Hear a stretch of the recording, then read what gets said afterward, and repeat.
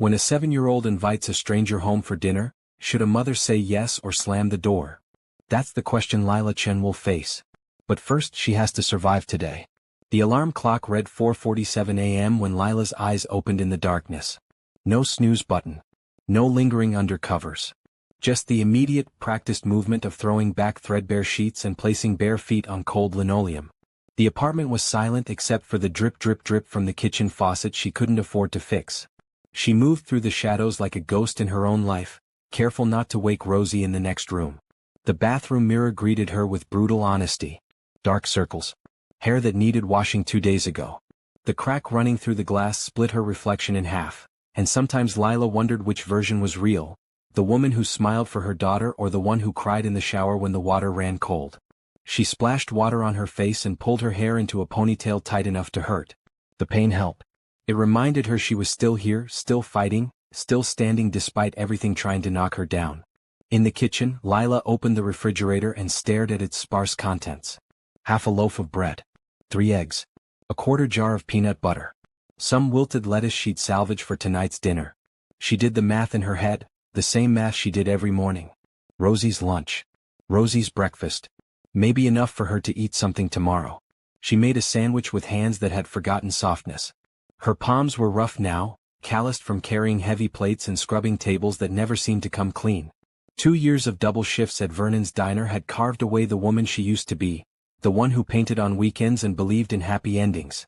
The eviction notice sat on the counter where she'd hidden it under a stack of coloring books. 30 days. The words had burned into her mind last night. 30 days to come up with first, last, and deposit for a new place, or 30 days until she and Rosie had nowhere to go. She wouldn't think about it now. Couldn't think about it now. Lila wrapped the sandwich in wax paper, reused from yesterday, and tucked it into Rosie's lunchbox next to a small apple and a handful of crackers. She added a note on a torn piece of paper, "You are my sunshine. Love, Mama." The same note she wrote every day because Rosie saved them in a shoebox under her bed, and Lila needed her daughter to know she was loved even when everything else felt uncertain. The sound of small feet padding across the floor made Lila turn. Rosie stood in the doorway, her dark hair sticking up in every direction, clutching the stuffed rabbit she'd had since birth. Its ear was hanging by a thread, another thing on Lila's list to fix. "Morning, baby. Did I wake you?" Rosie shook her head and climbed into the kitchen chair, yawning. "I heard you thinking too loud again." Lila's chest tightened. 7 years old and already too perceptive. "Mama's just planning her day. Nothing to worry about." "You always say that." Rosie rested her chin on her hands. "But your eyes get sad when you think I'm not looking. Have you ever tried to hide your pain from someone who knows you better than you know yourself? It's impossible. Children see everything." Lila crouched down beside her daughter's chair, brushing hair from Rosie's face. "I'm okay, sweetheart. I promise. Some things are just grown-up things. Nothing for you to carry. But you carry everything, Mama." "Who carries you?" The question landed like a punch. Lila stood quickly, blinking back tears, and busied herself with breakfast. "How about pancakes? We can make shapes." Rosie's face lit up the way only a child's can. Instant forgiveness, instant joy. "Can we make a butterfly?" "We can make whatever you want." They mixed batter with the last of the flour, and Lila carefully poured circles onto the pan she'd owned since her wedding day.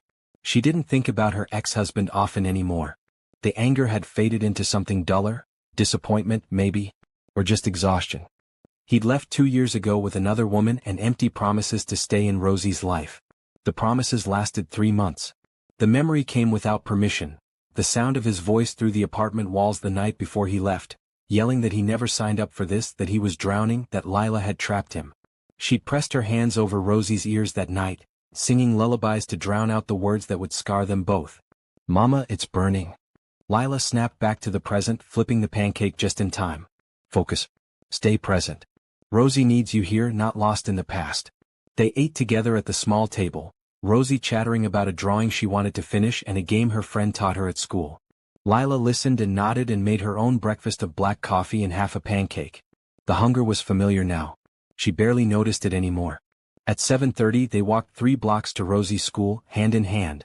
The neighborhood was waking up around them, shopkeepers opening metal grates, early commuters rushing to catch buses, the smell of fresh bread from the bakery Lila could never afford. She memorized the scent anyway, imagining what it would feel like to walk in and buy something simply because she wanted it. Have a good day, sunshine. Learn everything. Rosie hugged her tight. You too, Mama. Don't work too hard. Never. It was a lie they both needed. Lila watched until Rosie disappeared through the school doors, then turned toward the diner for her first shift. The soles of her sneakers were so thin she felt every crack in the sidewalk. She taped the left one together yesterday after the sole started flapping. The tape was already peeling. Vernon's diner sat on the corner of 5th and Morrison, squeezed between a laundromat and a pawn shop. The neon sign flickered, had been flickering for 5 years, spelling out VRNNs in pink letters. Lila pushed through the door at 7:55, 5 minutes early like always. Morning, Keisha. Her coworker looked up from wiping down the counter, dark eyes assessing. Keisha had worked at Vernon's for 15 years and had seen every kind of struggle walk through that door. She knew when someone was drowning. Girl, you look like you haven't slept in a week. I'm fine. That's what you said yesterday. And the day before. Keisha tossed her the apron. You know you can talk to me, right? Whatever's going on. I'm fine, Lila repeated, tying the apron strings. Really? Just tired. Keisha didn't push. She never did. But the concern stayed in her eyes as they moved through the morning rush, coffee refills, orders of eggs and toast, the endless cycle of serving people who barely looked up from their phones long enough to say thank you. By noon, Lila's feet were screaming. She took her 15-minute break in the back alley, leaning against the brick wall and closing her eyes. The city noise faded into white static. Just 15 minutes. Just enough time to remember how to breathe. Her phone vibrated. A text from Rosie's school. Reminder. Field trip payment due Friday. $35 per student. $35. Might as well be $35,000. Lila deleted the message and went back inside. The afternoon shift blurred into evening. More orders. More fake smiles. More pretending everything was fine when her world was held together with tape and hope. She finished at 6, picked up Rosie from the after-school program, and they walked to the small park 2 blocks from their apartment. This was their routine. This was their stolen hour of normalcy. Rosie ran straight for the swings while Lila sank onto a bench, finally letting her shoulders drop. The park wasn't much, patchy grass, old equipment that squeaked and groaned, a sandbox filled with more cigarette butts than sand. But it was theirs. For 1 hour every day they could pretend they were just another mother and daughter enjoying the evening, not 2 people trying to outrun poverty. The sun was starting its descent, painting everything gold and amber. Lila watched Rosie pump her legs, trying to swing higher, her laughter cutting through the exhaustion. This is why. This is always why. Then she noticed him. A man sat on the bench across the playground, alone, watching the children with an expression Lila couldn't quite name. Sadness maybe. Or longing. He was dressed simply, jeans, a plain jacket, nothing remarkable. But something about him made her pay attention. Maybe it was the way he sat so still, like he'd forgotten how to move. Or maybe it was the way he seemed completely out of place, like someone who'd wandered into the wrong life. Lila's protective instincts kicked in immediately. She straightened, keeping her eyes on Rosie, tracking every movement. The man didn't approach. Didn't do anything wrong. Just sat there, hands in his pockets, staring at nothing and everything. Rosie's ball, a deflated thing she'd found in a donation bin, rolled away from the sandbox, bouncing once, twice, then coming to rest at the man's feet. Lila stood, ready to intervene. But Rosie got there first, trotting over with the fearlessness of a child who hadn't learned to be afraid yet. That's my ball. Can I have it, please? The man looked down at her and something shifted in his face. He bent slowly, picked up the ball and held it out. Of course. I'm sorry it got away from you. It's okay. Does that a lot. It's kinda broken. Rosie took the ball, then tilted her head. Why are you sitting alone? Don't you have anybody to play with? Would you let your child talk to a stranger, or would you rush over and pull them away? Lila was already moving, her heart in her throat, but the man's response stopped her mid-step. I used to have someone to play with, he said quietly. A little girl who loved the swings. She'd make me push her so high she said she could touch the clouds. Where is she now? He paused, swallowed. She's somewhere I can't reach anymore. Rosie nodded like this made perfect sense. My daddy's somewhere like that too. Mama says he got lost and can't find his way back. She held up her sketchbook. Want to see what I drew? It's Mama. She's a superhero because she works really hard and never gives up. The man took the sketchbook with careful hands, studying the crayon drawing like it was a masterpiece in a museum. A woman in a cape, arms raised triumphantly, stars drawn around her head. "This is beautiful," he said, and his voice cracked slightly. "You're very talented." "Thank you. Mama says I get it from her, but she doesn't draw anymore because she's too tired." Rosie sat down on the bench beside him without invitation. "Are you sad? You look sad like Mama sometimes." Lila reached them then, placing a protective hand on Rosie's shoulder. "Rosie baby, we talked about bothering people." "I'm not bothering him. We're just talking." Rosie looked up at Lila with those wide, innocent eyes. "Right, mister?" The man stood quickly, respectful. "She's no bother at all. I apologize if I—" "It's fine." Lila's voice was polite but firm, the voice of a mother who'd learned to trust no one. She gently pulled Rosie closer. "Come on, sunshine. Time to head home." "But Mama." "Now Rosie." The man nodded, understanding the dismissal. "Of course. I'm sorry." He handed back the sketchbook. "You have a remarkable daughter." "I know." Lila softened slightly. He seemed harmless. Sad but harmless. Still, she'd made too many mistakes trusting her instincts before. "Have a good evening." They were halfway across the park when Rosie looked back and waved. The man raised his hand in return, a small gesture that somehow felt heavy with meaning. "He was nice, Mama. He understood about sad things." "Maybe. But we don't know him, baby. We have to be careful." "You're always careful. Sometimes I think you're scared of everything." Out of the mouths of children. Lila squeezed her daughter's hand, unable to deny it. "I'm just scared of losing you." "That's different." They walked home as the streetlights flickered on, one by one, pushing back the darkness. The apartment building came into view, 6 stories of peeling paint and broken promises. Lila's feet ached. Her back ached. Everything ached. But Rosie was safe. Rosie was happy. That had to be enough. Inside, their apartment felt smaller than usual. Lila noticed things she usually ignored. The water stain on the ceiling, the crack in the window they'd covered with tape, the way the door didn't quite close right. She made dinner from what they had. Pasta with butter and the wilted lettuce chopped small so Rosie wouldn't complain. "Mama, can we invite someone to dinner sometime?" Lila looked up from the stove. "Like who?" "I don't know. Someone who's lonely. Like that man in the park." Rosie played with her napkin. "He looked like he needed a friend." "Baby, we don't know him. But we could know him. You always say being kind doesn't cost anything." Lila's own words, thrown back at her. She sighed, serving the pasta onto mismatched plates. "It's more complicated than that." "Why?" "Because." "How do you explain fear to someone who's never been betrayed?" "Because sometimes people aren't what they seem. And I have to keep you safe." "But you're always keeping me safe. When do we get to help someone else?" The question sat between them through dinner, unanswered. Lila washed dishes while Rosie did homework at the kitchen table, humming a song from school. The sound was so pure it hurt. Later, after Rosie had brushed her teeth and climbed into bed, Lila sat on the edge of the mattress, smoothing back her daughter's hair. "Mama?" "Yeah, baby?" "Do you think that man has anybody to tuck him in at night?" Lila's throat tightened. "I don't know. I hope he does. Everybody should have somebody." "You're right." Lila kissed her forehead. "Sleep now. Dream big." "Love you, Mama." "Love you more. To the moon and back."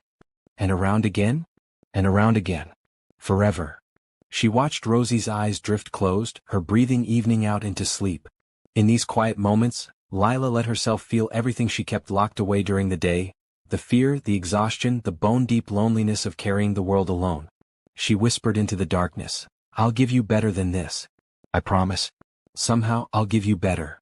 The apartment settled around her with its familiar sounds, the neighbor's television through thin walls, footsteps overhead, the distant siren that never seemed to end. Lila sat there for a long time, watching her daughter sleep, trying to believe her own promise. 2 days passed. 2 days of the same routine. Wake up, make breakfast, walk Rosie to school, work, pick her up, park, dinner, bed. The wheel kept turning, grinding Lila down a little more each revolution. On the 3rd day, the apartment heater died. Lila discovered it that morning when Rosie came into her room wrapped in every blanket she owned. "Mama, I'm cold." They were going to freeze. It was late October and the nights were already dropping into the 40s. The landlord wouldn't fix it. He hadn't fixed anything in months, just collected rent and counted down the days until he could legally evict them. Lila bundled Rosie in layers. 2 shirts, a sweater, her winter coat, even though it was just for going to school. "We'll figure it out, baby. I promise." "You promise a lot of things." The words landed like stones. Rosie didn't mean to be cruel. She was just cold and tired and 7 years old. But they hurt anyway. That afternoon, Lila only had enough money for essentials. She walked to the corner store with Rosie, mentally calculating every dollar, every cent: bread, milk, eggs, pasta. The necessities that would get them through another week. The store was small and cramped, the kind of place where the cashier watched everyone like they were potential thieves. Lila kept her head down, picking through produce for the least bruised apples. "Mama, look. It's the man from the park." Lila's head snapped up. Sure enough, there he was, standing in the canned goods aisle, reading a label with intense concentration. He looked the same, simple clothes, that aura of sadness. Before Lila could stop her, Rosie had already run over. "Hi. Remember me? From the park." The man turned and recognition lit his face. A genuine smile. "Of course I remember. The artist." "That's me." Rosie beamed. "What are you doing here?" "Shopping. Same as you. We're getting stuff for dinner. We don't have a lot because the heater broke and Mama says we have to choose between being warm and eating good, but I like eating, so that's okay." Mortification burned through Lila as she reached them. "Rosie, that's private." "It's okay," the man said quickly. His eyes met Lila's and she saw something unexpected there. Understanding. Not pity. Understanding. "Heaters always break at the worst time. We'll manage." Lila's voice was tight. An awkward silence fell. Rosie looked between them, sensing the tension she couldn't name. Then she did something that would change everything. "You should come to dinner at our house. Mama makes really good spaghetti and you seem lonely, and we have an extra chair now because—" She stopped, looking at Lila uncertainly. "Because her father's chair sat empty." Lila closed her eyes briefly. The man looked stricken. "That's very kind, but I couldn't possibly." "Why not?" Rosie pressed. "You said you don't have anybody." "We don't have anybody either except us. So we could be somebody's together." The logic of a child. Simple. Devastating. The man's expression crumbled slightly, and Lila saw something raw flash across his face before he got it under control. Loneliness recognizing loneliness. "Rosie, we can't just invite people." "Please, Mama? You said being kind doesn't cost anything." Her own words. Again. Lila looked at this stranger, this man who watched children in parks and looked like he'd lost everything that mattered. Every instinct screamed danger. Trust no one. Protect Rosie. But she also saw a reflection of her own pain, and maybe, just maybe, Rosie was right. Maybe kindness was the one thing they could still afford. "I don't even know your name," Lila said quietly. "Ethan. Ethan Vale." He extended his hand. She took it. His palm was warm, steady. "Lila Chin. And you've met Rosie." "If it's truly not an imposition," Ethan started. 6 o'clock, Lila heard herself say. "Just dinner. Nothing fancy. I haven't had a home-cooked meal in longer than I can remember." "I'd be honored." What Lila does next changes everything. Will this dinner bring warmth back into their lives, or will she discover that some strangers should stay strangers? Stay close. Rosie clapped her hands. "This is going to be so fun." Lila gave Ethan their address, already regretting the decision, already wondering if she'd just made the biggest mistake of her life. He promised to bring flowers, nothing expensive, just something cheerful, and they parted ways in the store. As Lila paid for their groceries with bills pulled from different pockets, counted twice to make sure she had enough, she caught Keisha's words from days ago. "You're scared of everything." Maybe she was. But tonight, for Rosie's sake, she'd try to be brave. Saturday morning arrived with unexpected sunshine, the kind that made even their cramped apartment feel less suffocating. Rosie had been awake since dawn, practically vibrating with excitement about their ice cream date with Ethan. Lila had tried to downplay it. "It's just ice cream, baby, don't get too excited." But even she felt something flutter in her chest when her phone chimed with his message. "Looking forward to today. What time works best?" She dressed carefully, then caught herself in the bathroom mirror applying lipstick she hadn't worn in months. What was she doing? This wasn't a date. It was just, what? Kindness between lonely people? She wiped the lipstick off, then reapplied it with a steadier hand. Ethan arrived exactly on time, pulling up in a modest sedan that looked like a rental. He wore the same kind of simple clothes, jeans, a sweater, nothing that screamed wealth or status. When Rosie saw him, she launched herself off the apartment steps and into his arms without hesitation. "You came.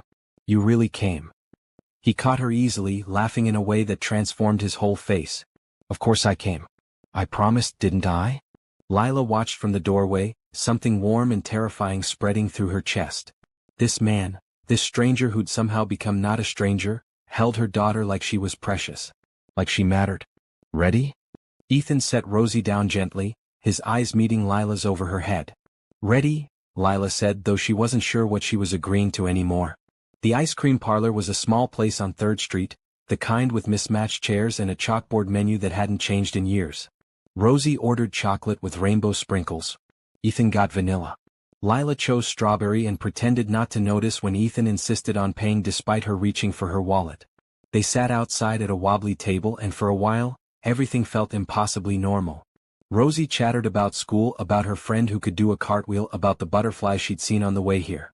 Ethan listened like every word mattered, asking questions, laughing at her jokes, present in a way that made Lila's throat tight. When had someone last listened to Rosie like this? When had someone made her daughter feel seen? Can we go to the park? Rosie asked, ice cream smeared across her chin. If your mom says it's okay. They both looked at Lila and she nodded, using a napkin to wipe Rosie's face. 30 minutes. Then we need to get home. The park was different in daylight, less lonely, more alive with families and couples and the sound of children's laughter. Rosie ran straight for the monkey bars, and Lila found herself sitting on a bench beside Ethan, their shoulders almost touching. Thank you for this, she said quietly. We both needed. So did I. Ethan's voice was rough. More than you know. They sat in comfortable silence, watching Rosie play. Lila pulled out her phone, the screen was cracked from when she dropped it last month, and snapped a photo of her daughter hanging upside down, grinning like the world was full of nothing but possibility. You're good with her, Lila said. Do you have kids? I mean besides. She trailed off, remembering what he'd said about losing someone. Ethan's jaw tightened. I had a daughter. She'd be about Rosie's age now. I'm sorry. I shouldn't have. No, it's okay. He took a breath. Her name was Lily. She and my wife were in a car accident 5 years ago. A drunk driver ran a red light. They died instantly. The words fell like stones into water, creating ripples Lila could feel in her bones. Ethan. I wasn't there. I was at work. Always at work. His hands clenched into fists on his knees. I told myself I was building something for them, providing for their future. But the truth is I was just absent. And then they were gone, and all that providing didn't matter because there was no one left to provide for. Lila did something she rarely did. She reached out and covered his fist with her hand.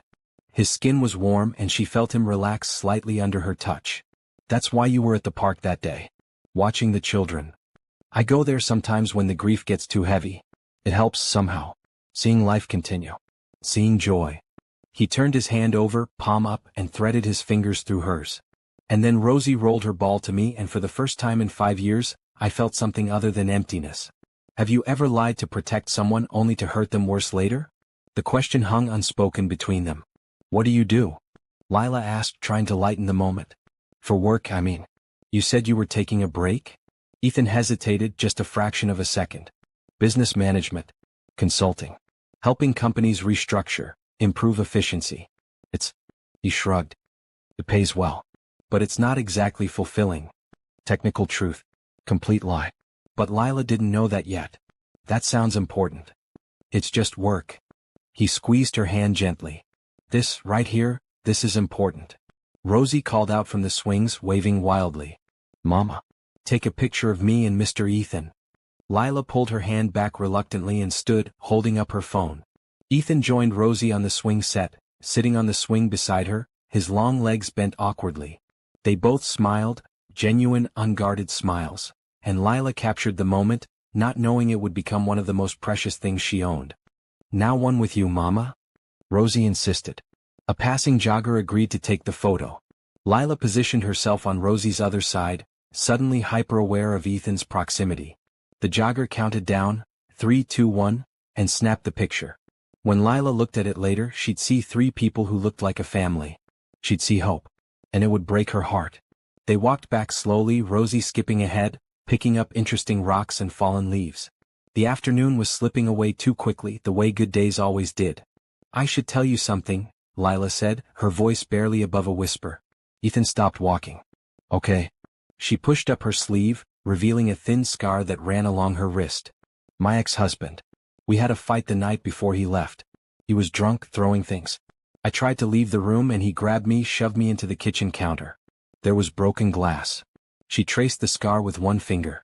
12 stitches. I told the ER I'd had an accident cooking. Ethan's face had gone pale. Lila. I'm not telling you for sympathy. I'm telling you because... She struggled to find the words. Because trusting someone is hard for me now. Because I have Rosie to protect and I can't afford to make another mistake. So if you're just being kind, if this is temporary, I need to know now before. Before what? Before I fall for you. The words came out raw, honest, terrifying. Ethan reached for her hand again, holding it like something fragile. Not everyone will hurt you. I promise you that. But even as he said it, guilt flickered across his face. Because he was hurting her. Every moment he kept his secret was a betrayal waiting to detonate. They passed a newsstand on the corner. The magazine rack faced outward and Ethan's face stared out from at least 3 covers. Billionaire CEO missing, Vale Industries in crisis. Where is Ethan Vale? Stocks tumble as CEO vanishes. Ethan saw them. His entire body tensed. But Lila was looking at Rosie, checking to make sure she was safe at the crosswalk, and she didn't notice. Ethan smoothly guided them in a different direction, away from the newsstand, his heart hammering. Just a few more days, he told himself. Then I'll tell her everything. 3 weeks passed, and Ethan became woven into the fabric of their lives so completely that Lila couldn't remember what days felt like without him. He showed up on Tuesday evenings to help Rosie with math homework, patient in a way that made Rosie actually enjoy fractions. He fixed the dripping faucet, the wobbly kitchen table, the window that wouldn't close properly. He brought groceries he claimed were extras from his hotel's complimentary breakfast, though Lila suspected he was buying them specifically for her and just didn't want her pride to refuse. Small things changed. Lila found herself laughing more. She started wearing that lipstick regularly. She saved leftovers specifically for Ethan's visits, learning what he liked, what made him smile. She caught herself thinking about him during her shifts at the diner, wondering what he was doing when she'd see him next. It felt like falling. It felt like flying. It felt terrifying. Girl, who is this man really? Keisha cornered her during a break, arms crossed, expression skeptical. Nobody's that perfect. Have you even Googled him? Why would I Google him? Because that's what you do nowadays. You Google people before you let them into your life, let alone into your child's life. Lila bristled. Not everyone has secrets, Keisha.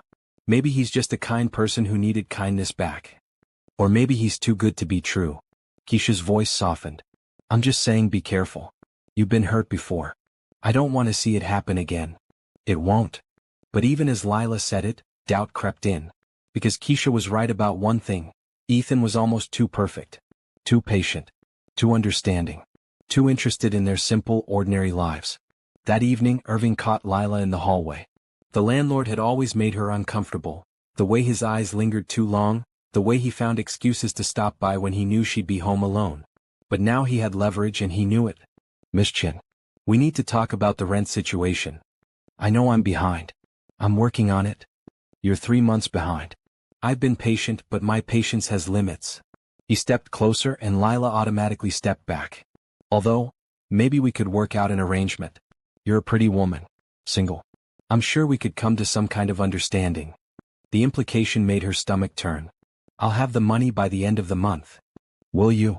He smiled, and it was the smile of someone who knew exactly how trapped she was. Or maybe you and I could. She said no. Both of them turned. Ethan stood at the top of the stairs and something about him had changed. The easygoing warmth was gone, replaced by something cold and commanding. He moved down the hallway with the kind of confidence that made Irving actually take a step back. Who the hell are you? Irving blustered. Someone who knows exactly what you were suggesting. And I'm telling you, very clearly, that won't be happening. Now. The authority in Ethan's voice was unmistakable. This wasn't a request. It was an order delivered by someone used to being obeyed. Irving looked between them, confused by the poor man in simple clothes speaking like he owned the world, then muttered something under his breath and retreated down the stairs. Silence fell in the hallway. Lila stared at Ethan, seeing something she'd never seen before. Who are you when you're not with us? Ethan's expression softened, but not quickly enough. She'd seen it, that flash of someone else beneath the surface. Just someone who cares about you. That's not an answer. Isn't that enough? That I care. His phone started ringing in his pocket. He silenced it without looking. Lila, your phone's been going off a lot lately. Always silenced. Always ignored. She crossed her arms. What aren't you telling me? Everything he wanted to say. I'm not telling you everything. Nothing that changes how I feel about you. It wasn't a lie. But it wasn't the truth either, and they both knew it. Mrs. Alvarez from 3B chose that moment to stick her head out of her apartment. Oh, Lila dear. I've been meaning to tell you, I saw that handsome boyfriend of yours the other day getting into a black luxury car. Had a driver in a suit and everything. I didn't know consultants did so well. She beamed, oblivious to the bomb she'd just dropped. Lila's face went very still. A luxury car. Beautiful thing. One of those fancy European models. The driver even opened the door for him. Mrs. Alvarez finally noticed the tension. Oh, was that supposed to be a secret? Ethan looked like he might be sick. Lila, I can explain. Can you? Her voice was quiet, dangerous. Because I'd love to hear the explanation for why a business consultant needs a driver. Mrs. Alvarez retreated into her apartment, sensing she'd caused trouble. Ethan and Lila stood in the hallway, the air thick with unspoken accusations. Not here, Ethan said quietly. Can we talk somewhere private? I think you should go. Lila. Please. Just, go. He left, but not before she saw the devastation on his face. It matched the devastation in her chest, the feeling of trust cracking, of something precious beginning to shatter. That night, after Rosie was asleep, Lila found an expensive cufflink wedged between the couch cushions. She held it up to the light, watching it gleam. Platinum maybe. Or white gold. The kind of thing that cost more than her monthly rent. She should have Googled him. Keisha was right. She should have been more careful, more suspicious, more guarded. Instead, she'd let him into their home, their lives, Rosie's heart, and now something felt wrong and she didn't know what to do about it. The library was quiet on Sunday afternoon. Rosie settled in the children's section with a stack of picture books. Lila sat at one of the public computers, her fingers hovering over the keyboard. This felt like a betrayal somehow. Like she was breaking an unspoken trust. But he'd broken it first, hadn't he? With his expensive watch, his luxury car, his cufflink that cost more than she made in a month. She typed, Ethan Vale. The screen filled with results so quickly it made her dizzy. Photos of a man in expensive suits. Headlines about billions. Articles analyzing his company's global reach, his reclusive nature, his business genius. She clicked on one then another, her hands starting to shake. Ethan Vale, 36, CEO of Vale Industries, estimated net worth $8.7 billion. Tech mogul Vale disappears, company stock plummets. Where is Ethan Vale? Board demands answers. And then, buried in an older article, Vale and family involved in tragic accident. Wife and daughter killed, CEO survives with minor injuries. Sources say Vale has become increasingly reclusive since the loss. There was a photo attached. Ethan, standing beside a beautiful woman holding a little girl with his smile. The caption read, Ethan Vale with wife Catherine and daughter Lily, 6 months before their deaths. Lila's vision blurred. She wasn't sure if she was crying or if the world was just dissolving around her. $8 billion. He was worth $8 billion and he'd sat at her table eating spaghetti from mismatched plates, pretending to be, what? Normal? Just another lonely person? Was this charity? Some billionaire's pet project? Did he get entertainment from watching how the poor people lived? The humiliation was crushing. She'd opened up to him. Told him about her ex-husband, about her fear, about her struggles. She'd shown him the scar on her wrist, the vulnerability she'd sworn never to show anyone again. And he'd lied. Every day, every conversation, every gentle touch, all of it had been built on lies. Her phone vibrated with a text from him. Can I see you tonight? I need to tell you something important. The truth always finds its way to light. But can love survive when it's built on lies? Lila stared at the message, her thumb hovering over the reply button. What would you do? Tell him not to bother? Demand answers? Or give him a chance to explain? She typed, come to the apartment. 8 p.m. Come alone. Rosie appeared at her elbow, arms full of books. Can we get these, Mama? They look really good. Sure, baby. Lila's voice sounded strange even to her own ears. Hello. Mama? Are you crying? Just tired eyes from the computer screen. Come on. Let's check out your books. On the walk home, Rosie chattered about the story she'd picked, but Lila barely heard her. She was replaying every moment with Ethan, examining them for lies, for signs she'd missed. Had any of it been real? Or was she just another entertaining diversion for a bored billionaire? Did the nice man make you sad? Rosie asked suddenly. Lila looked down at her daughter's perceptive face. Why would you think that? Because you have your sad face on. The one you try to hide but I can still see. How do you explain betrayal to a 7-year-old? How do you tell her that sometimes the people who seem kindest are just wearing masks? Mr. Ethan and I need to have a grown-up talk tonight. That's all. Is he in trouble? Yes. No. Maybe we all are. We'll see, baby. We'll see. 8 o'clock came too quickly and not fast enough. Lila had put Rosie to bed early, reading extra stories until her daughter finally drifted off. Now she paced the small living room, her arms crossed protectively over her chest, her heart a war drum in her ribs. The knock came exactly at 8. Of course it did. Ethan was nothing if not punctual. Lila opened the door but didn't step back. Didn't invite him in. Ethan stood in the hallway holding flowers, expensive ones this time she could tell, his face already crumbling when he saw her expression. Who are you? The words came out flat, emotionless. And don't lie to me again. The flowers lowered slowly. You know. $8 billion. Her voice shook now, anger breaking through. You're worth $8 billion and you sat at my table, ate my food, listened to me worry about making rent and you said nothing. Nothing. Lila, please let me explain. Was I some project? Did you feel sorry for the poor single mom? Was this entertaining? Watching me struggle while you played dress up as a normal person? No. God no. It wasn't like that. Then what was it like? She stepped forward and he stepped back. Because from where I'm standing, it looks like you lied to me every single day. Every conversation, every moment, all lies.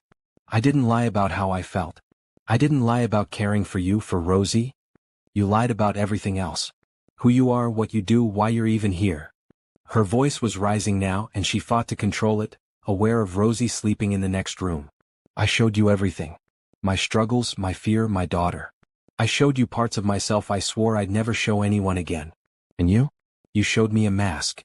Ethan's composure was fracturing. I showed you the real me. The man who sat at your table, who helped with homework, who fixed your faucet. That was real. The billionaire is the mask. That's the costume I have to wear for the rest of the world. Don't. Lila held up a hand. Don't try to make yourself the victim here. You chose to lie. Every single day you chose it. Because I knew you'd look at me differently if you knew. The words burst out of him, desperate. I knew you'd see the money instead of me. I knew everything would change and I just wanted. I needed. What? What did you need? I needed to feel human again. His voice broke. For 5 years I've been nothing but a bank account. A business asset. The tragic widower everyone tiptoes around. I've been drowning in this empty life and then I met you and for the first time I could breathe. You saw me. Just me. And I couldn't risk losing that. Silence fell between them, heavy and suffocating. Lila felt her anger warring with something softer, something that wanted to forgive him, to understand. But the hurt was too fresh, too raw. So you decided I couldn't handle the truth, she said quietly. You decided for me. Just like my ex-husband decided for me when he cheated. Just like everyone decides for me because I'm struggling, because I'm poor, because I must not be smart enough or strong enough to handle reality. That's not what I thought. Yes, it is. You treated me like I was fragile. Like I was someone to be managed instead of trusted. Tears were running down her face now, and she didn't bother to wipe them away. I fell in love with you. Both versions of you, apparently. But I can't be with someone who doesn't respect me enough to tell me the truth. Ethan looked gutted. I fell in love with you too. That's why I was so terrified of losing you. I didn't know how to tell you without everything changing. Well, congratulations. Everything's changed anyway. Lila stepped back into her apartment. You need to leave. Lila, please. Leave, Ethan. Or whatever your real name is. Just leave. He stood there for a long moment, pain written across every line of his face. Then he reached into his pocket and pulled out something small, the cufflink she'd found. This fell from my pocket last week. You probably already found it. He set it on the hall table along with a folded piece of paper. I'm sorry it took me so long to show you all of me. The man who sat at your table was the real me. The billionaire is just the costume I wear to survive a world that took everything I loved. I love you, Lila Chin. I love your strength and your stubbornness and the way you love Rosie with your whole heart. I'm sorry I wasn't brave enough to trust you with the truth sooner. He turned and walked down the hallway and Lila watched him go. When he reached the stairs, she closed the door, locked it, and slid down to the floor, the note clutched in her hand. Sometimes the words, "I love you," come too late. Sometimes trust, once broken, can't be bought back, not even with all the money in the world. Is there anything he could say to fix this? Or is it over? 2 weeks felt like 2 years. Lila moved through them like a ghost in her own life, going through the motions but feeling nothing except an ache that never quite faded. Or, Rosie, sleep. Repeat. The wheel kept turning, but now it felt emptier than before because she'd glimpsed what life could be like with someone else to help push it, and losing that was somehow worse than never having it at all. Rosie asked about Mr. Ethan every day for the first week. By the second week, she'd stopped asking and just drew pictures instead.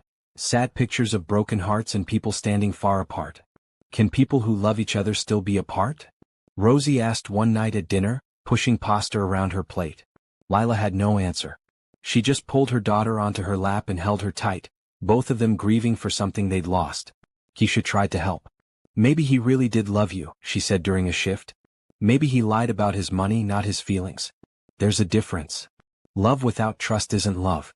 It's just need dressed up in pretty words. Is it? Keisha leaned against the counter. Or are you punishing yourself as much as him? Your ex lied about his feelings. This man lied about his bank account. Those aren't the same thing. But Lila couldn't hear it. Not yet. The hurt was too fresh, the betrayal too sharp. Somewhere across the city, Ethan sat in board meetings and signed documents and made decisions that affected thousands of people's lives. But he was only half present, his mind always somewhere else. A cramped apartment with peeling wallpaper, a little girl's laugh, a woman who'd shown him what it meant to be alive again. His assistant noticed. The board noticed. Everyone noticed that Ethan Vale had returned to them changed and not for the better. Sir, you nearly signed that contract without reading it, his assistant said after one particularly disastrous meeting. If I hadn't caught it, we would have lost millions. I'm sorry. I'll be more careful. With all due respect, you're here but you're not present. Where is your mind? Ethan looked at the photo on his phone, the three of them at the park, Rosie in the middle, everyone smiling. Somewhere I can't get back to. That night, he sat in his massive estate, surrounded by wealth that suddenly felt suffocating. The house was too big, too quiet, too empty. He walked through room after room, all of them perfectly decorated and utterly lifeless. In his study, he found the modest stuffed bear, the duplicate of the one he'd given Rosie. He'd kept it though he couldn't say why. Maybe as a reminder of what he'd found and lost. Maybe as punishment for his cowardice. He'd been a coward. That was the truth he kept circling back to. After losing Catherine and Lily, he'd built walls so high nothing could hurt him again. Then Lila and Rosie had somehow slipped through the cracks, and instead of being grateful, instead of being honest, he tried to control it. To manage it. To keep them in a neat little box where they couldn't threaten his carefully constructed defenses. And he'd lost them anyway. Lost them worse because now Lila would always wonder if any of it had been real. The envelope arrived at the diner on a Tuesday afternoon. Lila's name written in Ethan's precise handwriting. Inside, a check for $50,000 and a note. For Rosie's future. No strings. You never have to see me again. $50,000. Enough to solve every problem she had. First, last, and deposit on a better apartment. Rosie's field trips. New shoes. Car maybe. A cushion for emergencies. Everything she'd been fighting for, handed to her in one convenient payment. Don't leave, the story isn't over. Subscribe to see if love wins. Lila stared at the check, tears blurring the numbers. This should feel like relief. Like salvation. Instead it felt like goodbye. Like Ethan had decided the easiest way to deal with his guilt was to throw money at it and walk away. Keisha looked over her shoulder. Is that, Jesus, Lila? That's enough to change your life. I know.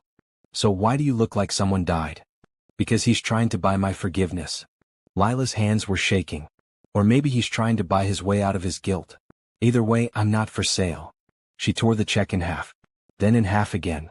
And again until it was confetti in her hands, impossible to piece back together. Keisha's eyes went wide. Girl, what did you just do? The only thing I could do. Lila let the pieces fall into the trash. I don't want his money. I never wanted his money. I just wanted him to be honest with me. So what now? Now. Lila tied her apron strings tighter. Now I get back to work. That's what I've always done. I survive. But surviving felt different now. Emptier. Because she'd tasted something more than survival, and going back to just existing was like trying to breathe underwater. The days crawled by. Rosie's light dimmed slightly. Lila's smiles became efforts. They were managing but only just. Then Thursday afternoon Ethan walked into the diner. Lila saw him through the window first and her heart did something painful, a leap and a fall all at once. He wore the same simple clothes, not the expensive suits from the magazine photos. He looked tired. Thinner. Like the past 2 weeks had hollowed him out from the inside. He sat at the counter and ordered coffee. Nothing else. Just coffee. Lila tried to ignore him but it was impossible. She felt his presence like gravity, pulling her attention no matter how hard she tried to focus elsewhere. He didn't speak. Didn't try to catch her eye. Just sat there patient waiting. Her shift ended at 4. She untied her apron, grabbed her coat and walked toward the door. Ethan stood and followed her outside, keeping a respectful distance. "Please," he said quietly. 5 minutes. Lila stopped walking but didn't turn around. What could you possibly say in 5 minutes that would change anything? Nothing probably. But I have to try. He moved around to face her and she saw the devastation in his eyes, real, raw, unguarded. "I was a coward, Lila. I've spent 5 years hiding from life because I lost everything once and the grief almost killed me. Then I found you, found life again and I was terrified. Terrified of losing it, of not being enough, of facing that kind of pain again. So I controlled it. I hid. And I hurt you. Yes, you did. I don't want to give you money. I don't want to save you, you're the strongest person I've ever known. You don't need saving." His voice was steady now, certain. "I just want to be the person who gets to stand beside you. If you'll let me." "How do I know who you really are?" Lila's voice broke. "The man in my apartment or the billionaire on magazine covers? Come see." The words came out desperate. "Come to my world. See where I live, how I work, who I am when I'm not with you. If you still don't believe the man at your dinner table was real, I'll walk away forever. I promise. But please, Lila. Give me one chance to prove that everything that mattered was true." She'd been burned before. But sometimes the only way forward is through the fire. Would you give him another chance? Yes or no in the comments. Lila looked at him for a long moment, seeing all of him now, the pain, the hope, the fear that matched her own. She thought about Rosie asking if people who loved each other could still be apart. She thought about Keisha's words about the difference between lying about money and lying about feelings. She thought about living the rest of her life safe and alone, or taking a risk that might destroy her. "One chance," she whispered. "For Rosie who still asks about you every single day. Not for me." Relief flooded Ethan's face. "I'll take it." He handed her a card with an address. "Tomorrow. Saturday. Bring Rosie. Let her decide if I'm worth trusting. If a 7-year-old can see something worth believing in, maybe you can too." Lila took the card, staring at the address printed in elegant script. It was across town, in a neighborhood she'd only ever seen from bus windows, the kind of place where gates and security and old money kept the rest of the world at arm's length. "Tomorrow," she agreed, though her hands were shaking. That night, she held the card up to the light, reading the address over and over. This was either the bravest thing she'd ever done or the most foolish. Time would tell which. Rosie appeared in her doorway, rubbing sleep from her eyes. "Mama? Are you okay?" "I don't know, baby. But I'm about to find out." Saturday morning arrived with the kind of clarity that made everything feel too sharp, too real. Lila stood in front of her closet, staring at clothes that suddenly felt inadequate. What did you wear to visit a billionaire's estate?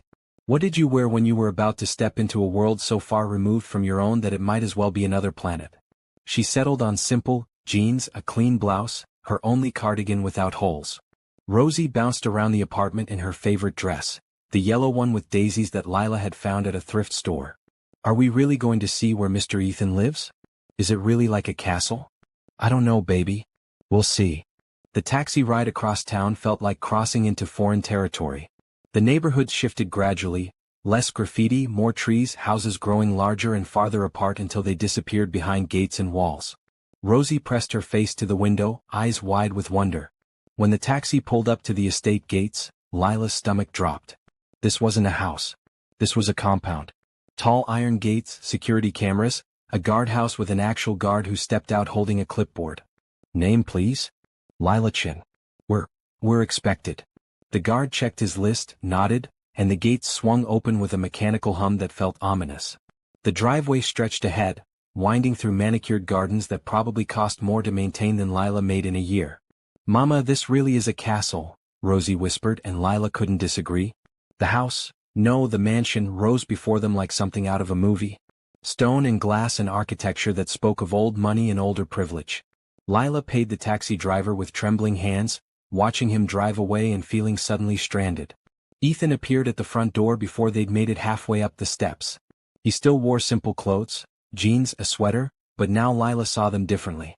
These weren't the clothes of someone who couldn't afford better. They were a choice. A costume just like he'd said. You came. The relief in his voice was palpable. I said I would. Rosie ran ahead, up the steps, and Ethan caught her in a hug that made Lila's chest ache. Whatever else was true, his affection for her daughter was genuine. She could see it in the way he held her, the way his whole face softened. Come inside. Please. The interior was exactly what Lila expected and somehow worse. Marble floors.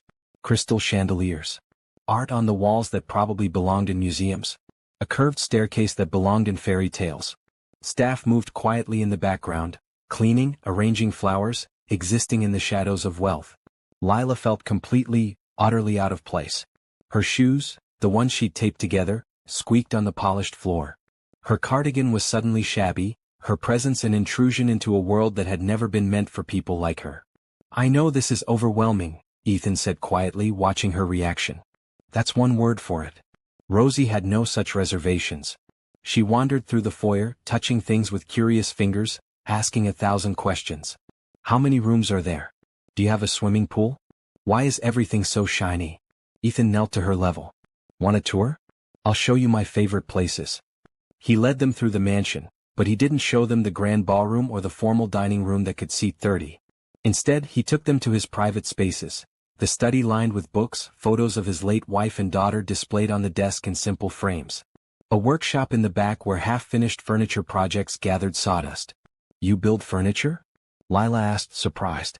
I used to. With my dad before he died. I haven't touched it in years, but lately... He ran his hand over a partially completed rocking chair. Lately, I've been thinking about starting again. The kitchen was massive but strangely impersonal, like something from a catalog. Rosie looked around and said what Lila was thinking. It's pretty, but it doesn't smell like home. Can we make cookies? Ethan's laugh was surprised and genuine. I don't have the ingredients. I don't cook anymore. It's too lonely cooking for one. Then let's go get some. Rosie grabbed his hand. Mama makes the best cookies. She can teach you. Something shifted in the air. This massive, expensive kitchen suddenly felt less like a showroom and more like a possibility. Ethan looked at Lila, hope and hesitation warring on his face. I'd like that. If you're willing. They sent one of the staff to buy ingredients while Rosie explored the garden.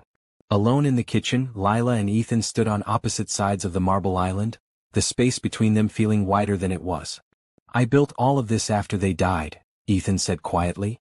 The company was successful before, but after the accident I threw myself into it completely. I told myself I was honoring their memory, building something that would last. But the truth is I was running. From grief, from guilt, from the fact that I wasn't there when they needed me most. You couldn't have known? I should have been there. That's what haunts me. I was at the office on a Saturday because there was always another deal, another meeting, another thing more important than being present. And then they were gone, and all those important things didn't matter at all. Lila moved around the island, drawn by the rawness in his voice. Is that why you lied to me? Because you were still running? Yes. And because when I met you, when I felt something for the first time in 5 years, I was terrified. Terrified of losing it, of not being enough, of having you see me as just a bank account instead of a person. He turned to face her fully. But I was also terrified of this, of you seeing this world and realizing we don't fit. That I'm too much or not enough or just fundamentally wrong for you. This is who you are too, Lila said, gesturing at the mansion around them. This life, this wealth, these responsibilities. Can someone like you really be happy with someone like me? Before Ethan could answer, his assistant appeared in the doorway, tablet in hand, expression apologetic but firm. Sir, the board members are here. They've been waiting 30 minutes. They're threatening to. Tell them to wait. Ethan didn't look away from Lila. Sir, they're discussing removing you as CEO. This is serious. And so is this. Ethan's voice was steady, certain. Tell them I'll be there shortly. My family is here. The word hung in the air. Family. Lila saw the assistant's eyebrows rise, saw Ethan's deliberate use of the term, felt something shift in her chest. The assistant retreated. Ethan took Lila's hand. I need to handle this. But I want you there. Both of you. I want you to see who I am when I'm not in your apartment. If you're willing. She was right to question. Love across worlds requires more than feelings. It requires bridging two completely different realities. The conference room was all glass and steel and expensive leather chairs. 7 board members sat around a table that probably cost more than Lila's entire apartment building, their faces ranging from irritated to furious. When Ethan entered with Lila and Rosie, the irritation turned to shock. Ethan, what is the meaning of this? A silver-haired man at the head of the table, Vincent Cross, Lila would learn, stood abruptly. This is highly inappropriate. We're discussing billion-dollar decisions, the future of this company. And I'm discussing my life. Ethan pulled out a chair for Lila, then lifted Rosie into the one beside her. This is Lila Chen and her daughter Rosie. They're why I disappeared. They're why I'm staying. The silence was deafening. Lila felt every eye in the room on her, assessing, judging, finding her wanting. Her instinct was to shrink, to apologize, to leave. But then she felt Rosie's small hand slip into hers, and something inside her straightened. Vincent's attention turned to her, his tone dripping with condescension. Miss, perhaps you don't understand the gravity of what we're discussing here. This company employs 50,000 people worldwide. Decisions made in this room affect. I understand perfectly. Lila's voice was steady, though her heart hammered. You're upset that he chose life over profit for once. That he remembered there are things more important than quarterly earnings and stock prices. Maybe that's exactly what this company needs. A CEO who remembers what he's actually working for. The room fell silent. Ethan looked at her with something like awe. Vincent sputtered. Rosie, oblivious to the tension, piped up, My mama's smart. You should listen to her. A few board members hid smiles. The tension cracked slightly. Ethan seized the moment, moving to the head of the table with the confidence of someone who'd built an empire and wasn't afraid to reshape it. I've been a terrible CEO for the past 5 years. Technically proficient, financially successful, and emotionally dead. I've made decisions based purely on profit, ignored employee well-being, and treated this company like a machine instead of a community. That changes now. He pulled up a presentation on the screen, clearly prepared, clearly thought through. I'm proposing massive charitable initiatives. Employee profit sharing. Mandatory work-life balance policies. Parental leave that actually means something. Mental health support. Investment in communities, not just markets. You're going to tank the stock price, Vincent interrupted. Maybe initially. Or maybe employees who feel valued work harder, stay longer, and build something sustainable instead of profitable. Ethan looked around the table. I'm making these changes. If you don't like it, vote me out. But I won't be the man I was, the man who valued everything except what actually mattered. Vincent leaned back, arms crossed. You're willing to risk everything for them? He gestured at Lila and Rosie. Ethan looked at Lila and his expression was completely open, completely honest. They're not the risk. Losing them would be. Wealth doesn't make you powerful. Knowing what truly matters does. The vote was close, 5-4 to keep Ethan as CEO with conditions and oversight. But it was enough. As the board members filed out, several of them nodded at Lila with something like respect. Vincent left without a word, but even his anger felt less important than what had just happened. Lila had held her own. In a world designed to make her feel small, she'd stood tall. After the meeting, a man approached Lila while Ethan was occupied with his assistant. He had kind eyes and an easy smile. Gregory, Ethan's oldest friend and former business partner. Walk with me. He gestured toward the garden. Lila glanced at Rosie, who was showing Ethan a drawing she'd made during the meeting. Just for a moment. The garden was beautiful in that expensive, maintained way that didn't quite feel real. Gregory walked slowly, hands in his pockets. 5 years ago, Ethan lost everything that mattered, he said without preamble. I watched him build walls so high I thought no one would ever break through. He became this efficient machine. Successful, driven, and completely hollow. Then 3 months ago he disappeared. I was terrified. Thought maybe he'd finally... He didn't finish the sentence. Didn't need to. Then he came back different. Lighter. Present. And I knew someone had gotten through. Gregory stopped walking, looked at her directly. You did that. You reminded him what it means to be alive. Don't let fear make you walk away from something real. How do I know it's real? How do I know I'm not just a project? A way for him to feel less guilty about his privilege. Gregory pulled out his phone, showed her a photo. Ethan, younger, happier, standing with a beautiful woman and a little girl with his smile. He loved them completely. The kind of love that burns everything else away. When he lost them, I thought he'd never love like that again. He's terrified, Lila. Terrified of opening himself up to that kind of loss. But he's choosing you anyway. That's not weakness. That's the bravest thing I've seen him do. The photo blurred as Lila's eyes filled with tears. She'd been so focused on her own pain, her own fear, that she hadn't fully grasped his. He'd lost everything once. Loving her, loving Rosie, it meant risking that devastation again. Thank you, she whispered. Don't thank me. Just don't give up on him. Or yourself. She found Ethan in the garden, sitting on a bench with Rosie asleep against his shoulder. The sight of them together, this powerful man holding her daughter with such tenderness, broke something open in Lila's chest. She conked out mid-sentence. Ethan said softly. Something about cookies and castles and whether I had a dragon. Lila sat beside them. Do you have a dragon? Just a lot of regrets. He looked at her and she saw the vulnerability there, the fear. I'm sorry, Lila. For all of it. I'm sorry I wasn't brave enough to trust you with the truth from the beginning. I was married to a man who lied because he didn't care, Lila said slowly. You lied because you cared too much. I'm still angry. But I understand now. I don't expect forgiveness. Good. Because I'm not there yet. She took his free hand, the one not holding Rosie. But I want to be. I want to try. Because the man who sat at my table, who washed my dishes, who listened to Rosie's stories, that man is worth trying for. Ethan's eyes were bright with unshed tears. I'm terrified of losing you. Like I lost them. I'm terrified too. Terrified this is temporary. Terrified I'm not enough for this life. Terrified of being hurt again. Lila squeezed his hand. But I'd rather be terrified with you than safe and alone. The kiss happened slowly, a mutual leaning in that felt inevitable and earned. It wasn't passionate or dramatic. It was tender, honest, a promise sealed without words. When they pulled back, Rosie stirred between them. Does this mean Mr. Ethan can come to dinner again? They both laughed, the sound breaking the last of the tension. Ethan smoothed Rosie's hair back. If your mama will have me. Every Sunday. For as long as she'll let me. Love isn't about perfect people. It's about imperfect people choosing each other anyway.